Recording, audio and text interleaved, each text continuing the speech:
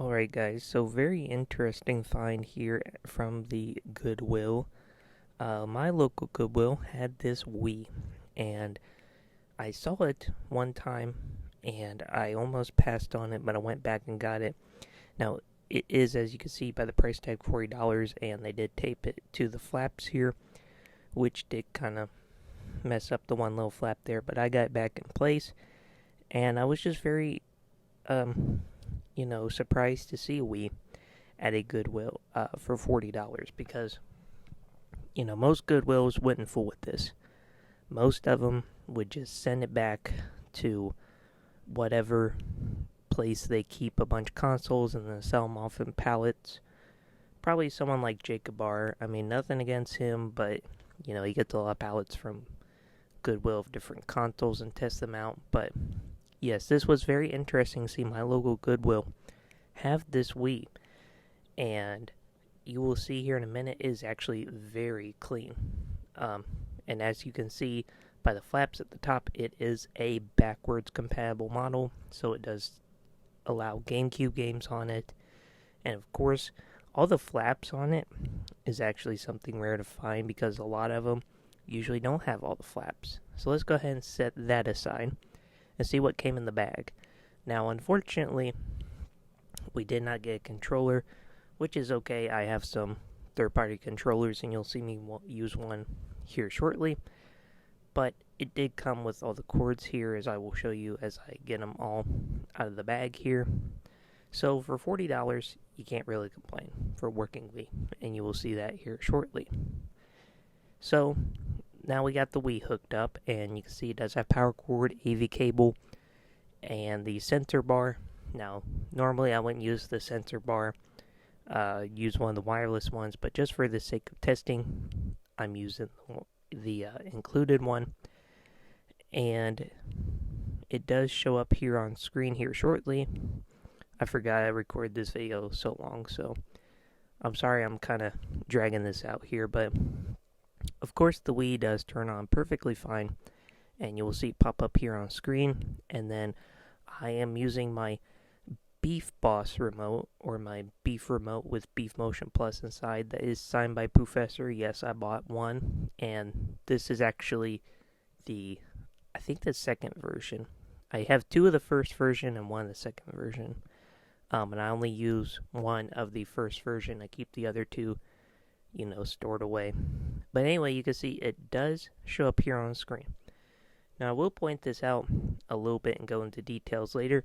This Wii Shop channel looked very strange to me, and I had never seen a Wii Shop channel like that before. It's actually on an old version, but you can see we have Golden Axe for the Sega Genesis, and we also have Super Mario Bros. That will be up here shortly. There it is.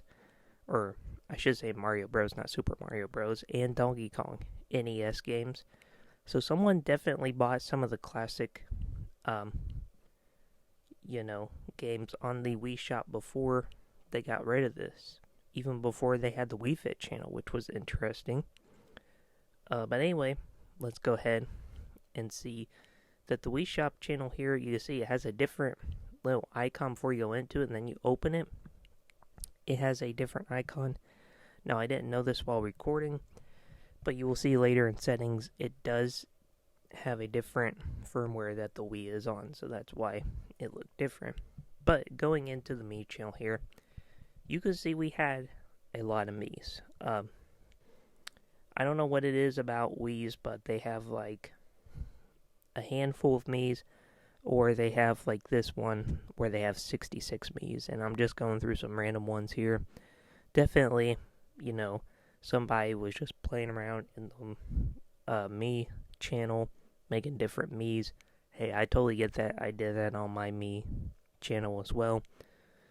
Of course, surprisingly, they didn't have the Check Me Out channel, which I thought was interesting, because I definitely had that on my Wii, and definitely got a bunch of different Miis from the Check Me Out channel. But again, as you will see, this console hasn't been played in a very long time, so I would not be surprised if the Check Me Out channel wasn't even out when this console was last played.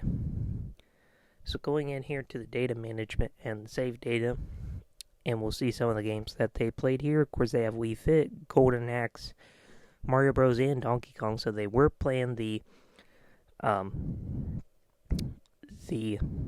channels that were on the system, as well as some other basic ones like Wii Sports, and then you have Zelda Twilight Princess. You won't see that all the time, but then you have more of the common ones like Wii Play and Paper Mario, Mario and Sonic.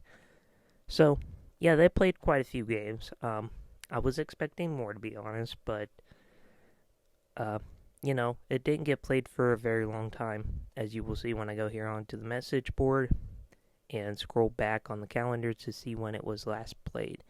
And trust me, I did a lot of scrolling, and I had to cut it out because it would have put you to sleep how long it took me. But you can see all the way back in December of 2007 is the last time that I could find play history on the message board, and they were playing a lot of Guitar Hero 3, which was interesting. Also some Wii Sports, but mainly just Guitar Hero 3.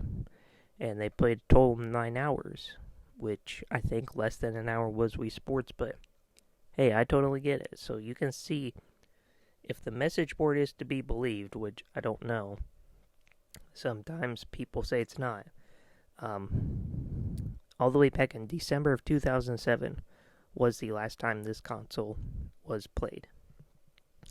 Now, of course, we'll have to make sure that the game works on it. And when I was going through the save data, and of course I don't have all my Wii games here at my house, but I did have Star Wars The Clone Wars, which was a game that was saved onto the console. It was one of the few games I had with me. I don't have Wii Sports, Wii Play. I mean, I do have those games. Don't get me wrong. I just don't have them with me at the time of recording. But of course, it takes the disc in just absolutely fine.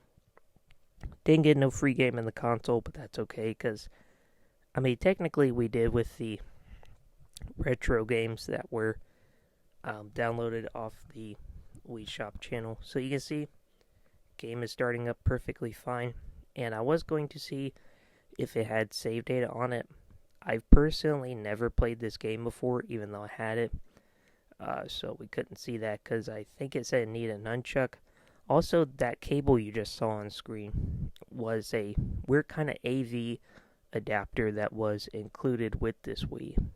I don't know what kind of TV it was hooked up to, but yeah, that was in there for some reason. But you can see, game just has absolutely no problem loading up here, but it does need a nunchuck. So since I don't have a nunchuck, I didn't go very much further in this game to check out the save data, but maybe another time. So yeah, overall I think this was a good find, so thank you guys for watching, and I will see you guys in the next one.